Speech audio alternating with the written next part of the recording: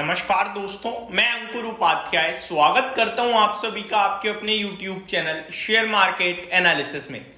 दोस्तों, कल बहुत बड़ा दिन होने वाला है मार्केट के लिए, क्योंकि दो दिग्गज आईटी कंपनीज के आज नंबर्स आए हैं जो कल रिएक्ट करेंगे अपने नंबर्स पे, और एक प्राइवेट सेक्टर बैंक का भी दिग्गज है जिसने नंबर पेश करे हैं, एक्सिस बैंक। तो कल वो भी बैंक निफ्टी को अपने हिसाब से चलाने की कोशिश करेगा।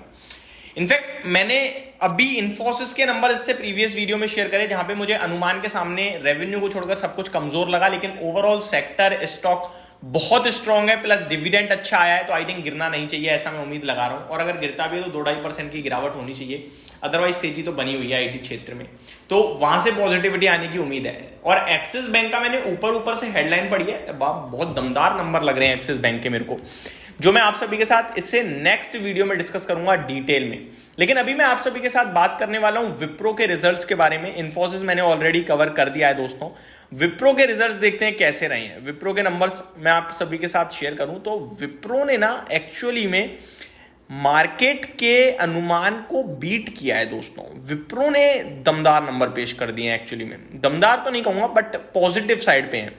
कैसे हैं वो मैं बताता हूं। विप्रो ने बहुत कुछ करा है। पहले मैं रिजल्ट्स की बात करता हूं दोस्तों। कंसोलिडेटेड नेट प्रॉफिट 3000 करोड़ से बढ़कर 3209 करोड़ पे आया है, तो ये आंकड़ा अच्छा है। क्वार्टर ऑन क्वार्टर बेस पे ऑलमोस्ट आप कह सकते हो बढ़िया जंप देखने को मिला है। रेवेन्यू की बात करें तो 21,960 करोड़ के सामने 22,300 करोड़ पे है। अनुमान 22,248 करोड़ का था, तो यहां पे अनुमान से बेटर ही है, खराब कुछ भी नहीं है। मार्जिन्स कंपनी ने 16.48% के सामने 16.47% पे पेश करें, ऑलमोस्ट सिमिलर है, 1 बेसिस पॉइंट से घटा है।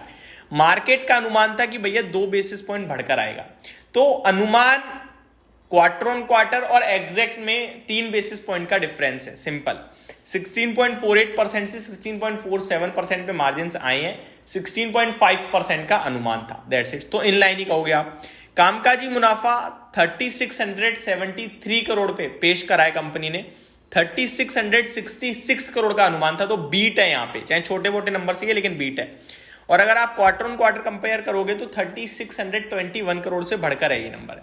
तो विप्रो आई थिंक ये थोड़े से इन्फोसिस के सामने ज्यादा बेटर नंबर्स लग रहे हैं। प्लस अब आते हैं प्लस पे। प्लस भैया बोनस आ गया है आपके लिए, मुबारक हो।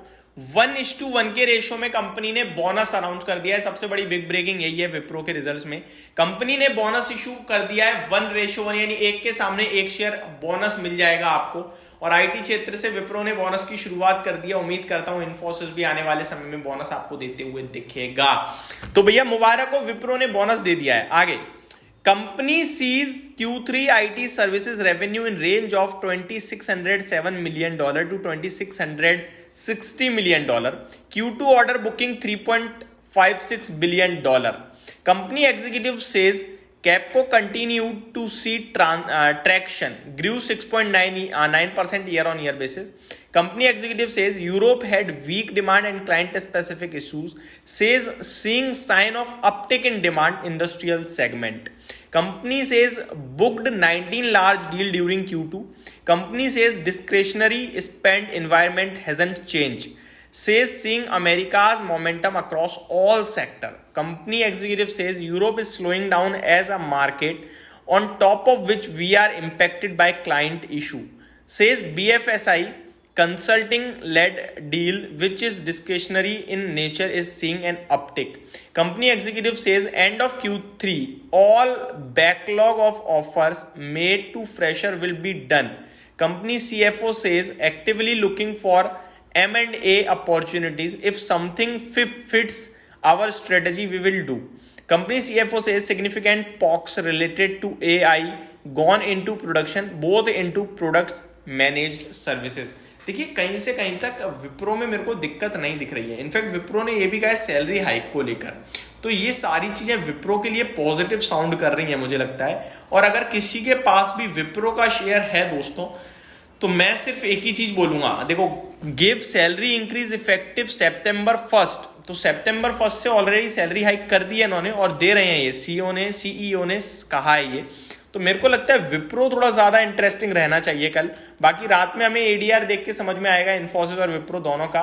बट अगर विप्रो किसी पे है तो 550 के टारगेट्स लगा लो, 528 पे ट्रेड कर रहा है और मेरे को लगता है पोजिशनल टर्म पे ये स्टॉक आपके लिए 600 के लिए तैयार हो रहा है। कोई भी गिरावट आती है अराउंड 480 या 500 तो वो लेने का मौका ही होगा। जब लास्ट क्वार्टर कंपनी का शेयर 5 से 8% टूटा था रिजल्ट्स के बाद, तब भी मैंने कहा था दिस इज एन अपॉर्चुनिटी और उस समय 496 था। अगेन आज मैं कह रहा हूं अगर गिर गया, वैसे उम्मीद नहीं है मुझे गिरने की, अगर गिर गया तो खरीदना है और नहीं गिरा तो एंजॉय करना है प्रॉफिट को। यहीं कहीं खुल गया तो खरीदने के बारे में सोचना है। 550, 580, 600 के छोटे टारगेट्स के लिए आप इस स्टॉक में पोजीशन बनाइए। एड्स 978 हेडकाउंट्स इन सितंबर क्वार्टर, तो क्वार्टर 2 में लगभग 978 लोग भी इन्होंने कंपनी में जोड़े हैं। ये सारे के सारे रिजल्ट्स थे विप्रो की तरफ से और प्लस बोनस भी आया गया है। Thank you so much for watching this video, have a great day guys.